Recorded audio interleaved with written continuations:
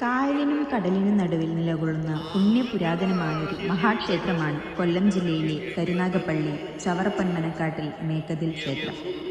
വിളിച്ചാൽ വിളിപ്പുറത്തെത്തുന്ന ഭദ്രകാളിയമ്മയാണ് ഇവിടെ വാണരുളുന്നത്. മനമുരുകി പ്രാർത്ഥിക്കുന്നവർക്ക് മധുരപായസത്തേക്കാൾ മധുരമായി അനുഗ്രഹം നൽകുന്ന കാട്ടിലമ്മ. സ്നേഹനിധിയായ കാട്ടിലമ്മയുടെ അടുത്തു വന്ന് മനസ്സിൽ എന്താഗ്രഹിച്ചുകൊണ്ട് മണി കെട്ടുന്നുവോ അത് നടക്കുമെന്നാണ് വിശ്വാസം.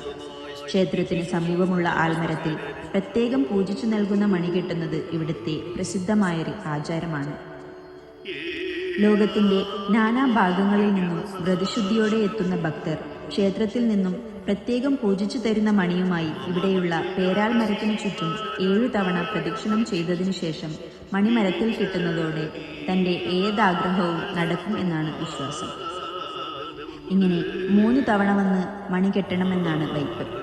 ഇത് വിശ്വാസം മാത്രമല്ല, പിന്നീട് തൻ്റെ ആഗ്രഹങ്ങൾ സാധിച്ചു കഴിയുമ്പോൾ ഭക്തർ വീണ്ടും വീണ്ടും ഈ ക്ഷേത്രത്തിലെത്തുന്ന കാഴ്ചയാണ് നമ്മൾ കാണുന്നത്.